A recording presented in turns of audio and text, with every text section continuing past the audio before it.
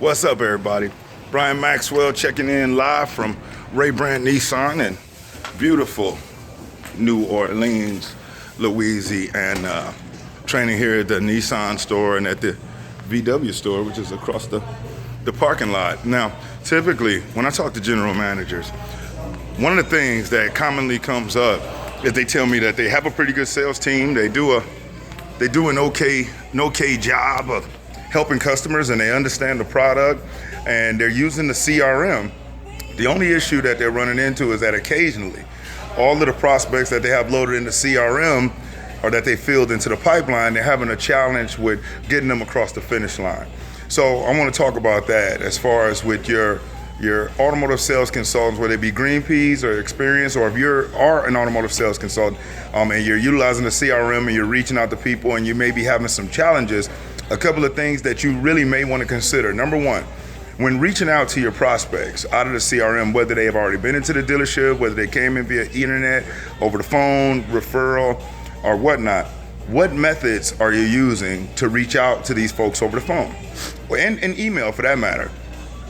All of them should be treated as cold if you have not established some type of rapport with this person. If it's a referral from someone you've never met, if it's a phone call lead, an internet lead, or even a person that came in that only was there for a few minutes, you want to think of them all as cold. So you want to approach them all the same. Now, typically, most salespeople make a phone call and they say this: "Hey, may I speak to John?" "Yeah, this is John." "Hey, John, this is Brian over at ABC dealership. And John, the reason why I'm calling because you came into the dealership and you looked at our 2017 and blah, blah, blah. And I wanted to ask you if you'd be interested in coming back in and checking." Right after they say their name and that dealership name, that prospect is totally putting their defenses up and they're looking for the quickest way to get off of that phone. What you want to research is a term. You want to search for this on Google. It's a term called pattern interrupt. And what that means is that when you engage with your prospect or with your customer, you're doing so in a manner that is totally foreign to what they would expect your typical salesperson, automotive sales consultant to reach out to them and say, which is what I just experienced.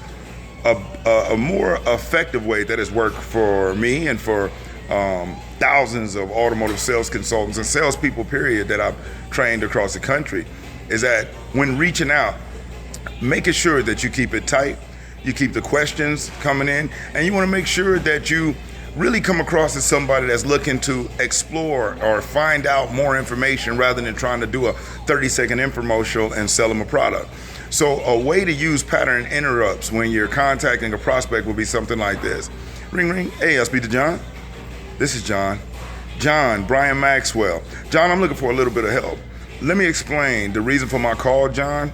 Put some purpose to it, and then you and I can decide if it makes sense for us to communicate or to speak any further. Will that work for you?" Now, what you've done, you've called, you introduced yourself. You also asked for help. And one thing you'll realize in the psychology of selling is that human beings, we are far more likely to help somebody than we are to just give somebody something. Even though helping is giving of your time, but one, that is so foreign. That is not how your typical salesperson calling, asking for help. No, they want to bombard and they want to just sell, and close. Okay, so you called and you told, "Hey, listen, I'm looking for a little bit of help." Then let me explain the reason for my call, to put a little purpose or to put a little context to it. Then you and I can decide if it makes sense for us to speak any further.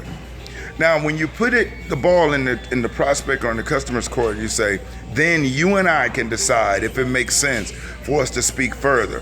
That is what you call getting an upfront contract. That is where you are putting yourself and that prospect together to make a decision. And what you'll find is by using that type of a greeting, you can expect, even if you have horrible voice inflection, because tonality is very important. A lot of salespeople like to call and they want to elevate their voice inflection. "Hey, John, Brian, hope you're having a great morning." That has sales all over it. Salesy. But you want to interact with people on a level of an expert. So, "Hey, John, Brian Maxwell. John, I'm looking for a little bit of help. And let me explain the reason for my call, to put a little context to it. Then you and I can decide if it makes sense for us to even speak further. Is that cool with you?" Okay. You told them, "Hey, listen, let me explain the reason." You got an upfront contract, and then you finished it up with the question. Now they say, "Yeah, okay. Now you want to get into talking about your intent." "Well, John, recently you were in looking at a 2017 XYZ.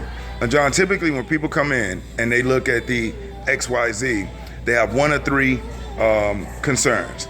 And then you want to go into whatever your three most common concerns typically are. Typically, they're coming in because they have a good vehicle, it's getting them from point A to point B, but they're missing out on the features that are coming on the newer models and they want to take advantage of the latest technology. Or number two, they're coming in because they've got a vehicle that's getting them around safely, it's got features, but the gas mileage is not as good as they want it to be. Or number three, they've got a vehicle with the features, it's getting them around safely, gas mileage is fine, but they're looking for something that's more affordable, which will allow them to invest a little bit more money into their household. Now, which one of those three is affecting you enough where you'd be willing to give another 3 to 5 minutes to speak with me? Now, you might say that there's no way that I would ever respond to something like that, but I want to tell you, don't knock it before you tried it, because I'd say 98% of salespeople out there believe that they still have to use the same sales tactics that were used 20 and 30 years ago. And I want you to take this into consideration when you're looking at different methods to go about either making prospecting calls or selling, period. A lot of the old formulas and things, they're good. They were effective, and some of them still are relevant today. But a lot of those things that were written in the 90s and the early 2000s, even in the 80s, they were all created before the internet explosion, before social media, before the millennial onslaught. So you have to factor those things in.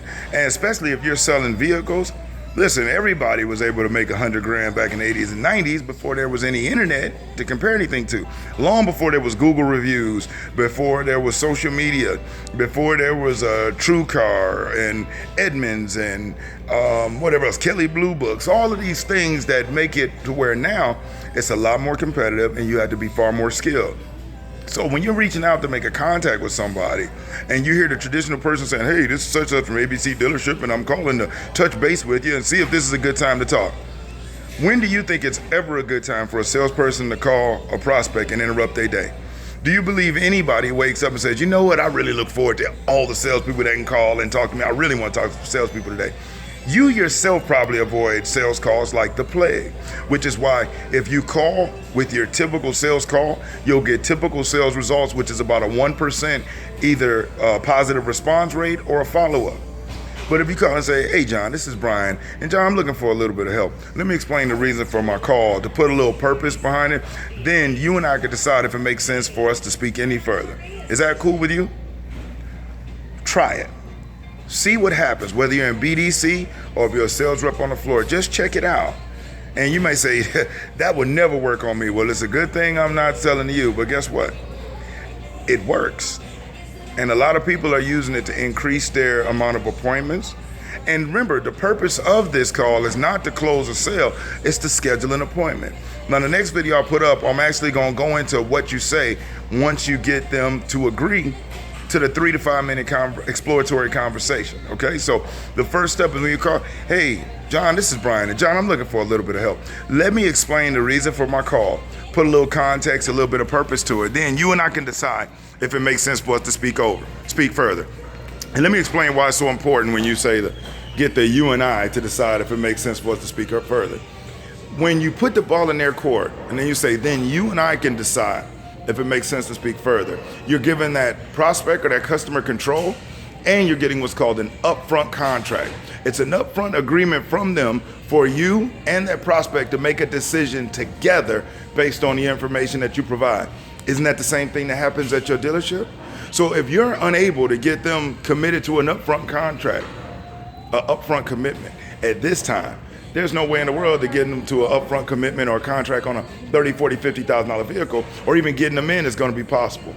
So remember, keep the main thing. The intent of the initial call is not to sell a vehicle, is to find out if they're being affected by one of the common issues that most people are affected by, and if they'd be willing to give you 3 to 5 minutes in an exploratory conversation. Now, during that exploratory conversation, again, that's going to be the next video. This is where you go through asking certain questions, finding out more information before you go into blasting all of your benefits. And here's why you don't want to just go in talking about benefits. You expect that you talking about the benefits of a vehicle, that this prospect or this customer is just going to tie those in to whatever pain they're going through, and they're not. You never want to leave that to chance. So what you want to do first is find out what type of pain they're even having before you even go into talking about benefits. So the initial purpose of a call is to call, make the introduction, explain the purpose of the call, and to get their permission to proceed. If you try doing it any other way, you'll be steamrolling them and you'll get nowhere. So remember, hey John, this is Brian Maxwell. John, I'm looking for a little bit of help. Let me explain the reason for my call. Then you and I can decide if it makes sense for us to speak any further. Is that cool with you? Or does that make sense? Or is that fair? Try it and test it. Work on it, repeat it, and try that as your introduction, as opposed to the traditional, hey, this is Brian calling from ABC dealership, and I just want to touch base with you. No, you're not. They know you're calling from a dealership, which means they know you're calling about a vehicle, and the next time you call, they know they have no reason to pick up your phone. But if you call and you respect their time, and you give them the information, and you put the ball in their court where they feel a lot more control and they have more power, you'll have a lot more success. So just something I wanted to throw out there with you. I'm about to get back over here into the training facility. But again, Brian Maxwell checking in from Ray Brand Nissan in beautiful New Orleans, Louisiana. Ray Brand Nissan and Volkswagen right there. Training them both. So listen, like it, comment if you agree, if you heard something you never heard before. If you disagree, comment. Tell me what you disagree with, but please make sure if you're going to disagree, if you're going to put something negative or whatever, make sure that you give us what you use that may be more effective. Other than that, like it, share it, comment it. Brian Maxwell, look forward to seeing you at the dealership.